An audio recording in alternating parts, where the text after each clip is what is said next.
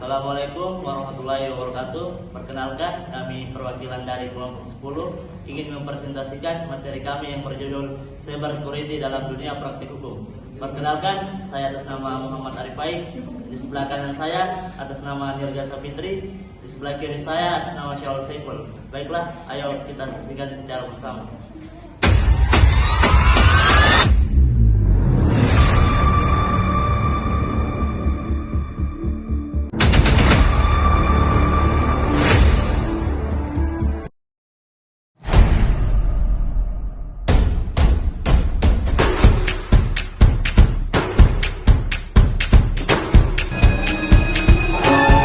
Salah satu negara pengguna internet terbesar di dunia telah menjadikan Indonesia rentan atau tidak luput dari ancaman siber.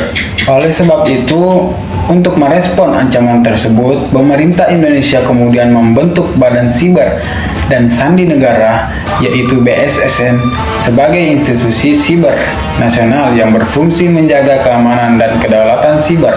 Pendekatan yang digunakan dalam tulisan ini menggunakan pendekatan kualitatif untuk mengidentifikasikan konsep, definisi, karakteristik, metafora, simbol, dan deskripsi dari suatu hal melalui studi pustaka. Tulisan ini akan memaparkan lebih jauh mengenai peran BSSN dalam tata kelola keamanan siber di Indonesia, sekaligus dalam pelaksanaan diplomasi siber Indonesia, baik yang dilakukan melalui kerjasama bilateral atau multilateral.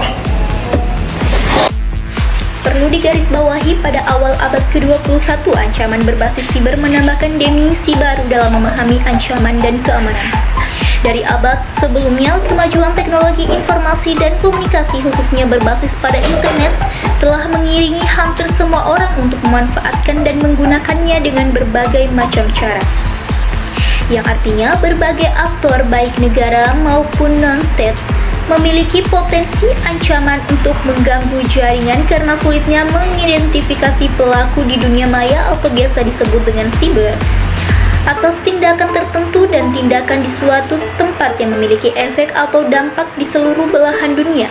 Munculnya gelombang transformasi teknologi informasi dan komunikasi ini juga telah menjadikan seluruh warga dunia terhubung dalam satu wadah yang biasa disebut dengan desa global village. Dengan demikian, ancaman keamanan siber tidak lagi dipandang pada masalah teknis keamanan komputer, melainkan mencakup aspek ideologi, politik, ekonomi, sosial, budaya, dan keamanan nasional.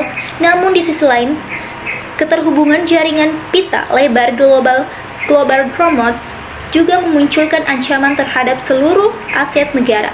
Keterhubungan global ini membentuk dunia cyber wall dengan cara interaksi daring dan memberikan banyak kemudahan sekaligus menghadirkan ancaman baru, termasuk ancaman kedaulatan siber sebuah negara. Strategi perlindungan dan respon terhadap ancaman serangan cyber dalam praktek hukum, yang menandakan bahwa kondisi di dunia yang dihadapkan pada generasi keempat dan kelima ini pada akhirnya membutuhkan strategi penangkalan yang berbeda dari penanganan terhadap ancaman sebelumnya, yang dimana terjadi penyebaran kasus malware dan malicious code yang disisipkan di dalam file dan website, serta phishing site, espionage industri, dan penyandaraan sumber daya informasi kritis maupun black campaign partai politik atau penistaan keyakinan dan penyebaran kabar bohong atau hoax untuk tujuan memprovokasi politis serta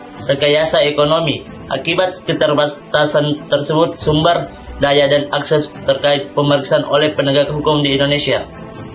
Sementara itu, dalam konteks global, intensitas serangan cyber yang semakin tinggi bisa dilihat dari serangkaian serangan cyber seperti dilaporkannya dari The Telegraph UK, di mana pada bulan Mei 2017 telah terjadi serangan cyber WannaCry 2.0 atau biasa yang disebut WannaCry, menyebar dengan sangat cepat dalam skala masif di sepanjang sejarah tingkat. Dalam rangka merespon berbagai peristiwa tersebut di Indonesia, kemudian membentuk Badan Cyber dan Sandi Negara sebagai model institusi cyber security nasional. Terlebih lagi mengingat bahwa identitas Indonesia sebagai salah satu negara berkembang yang memiliki tingkat populasi penduduk terbesar di dunia dan menjadi salah satu negara pengguna internet terbesar di dunia. Perkembangan jumlah penduduk internet meningkat pesat, di mana pada periode Juni 2017 sebanyak 132.700.000 menjadi 143.260.000 pada 31 Maret 2019, atau mengalami pertumbuhan internet dari tahun 2000 sampai 2019 sebanyak 7.063, yang menjadikan ancaman sebelumnya. Konsep perang generasi sebelumnya bersifat konvensional dan lebih banyak melibatkan kontak fisik. Maka konsep perang generasi keempat berbeda pada masyarakat yang saling terhubungkan atau networker, bersifat lintas negara yang berbasis informasi. Di Indonesia telah memiliki penerapan pertahanan cyber, sudah dilaksanakannya masing-masing institusi atau lembaga nasional maupun swasta untuk melindungi jaringan yang menopang infrastruktur kritis mereka.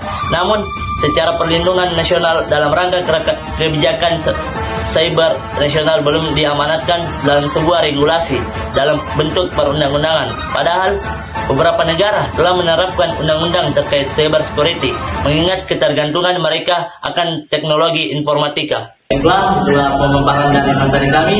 Kurang dan lebihnya mohon dimaafkan. Assalamualaikum warahmatullahi wabarakatuh.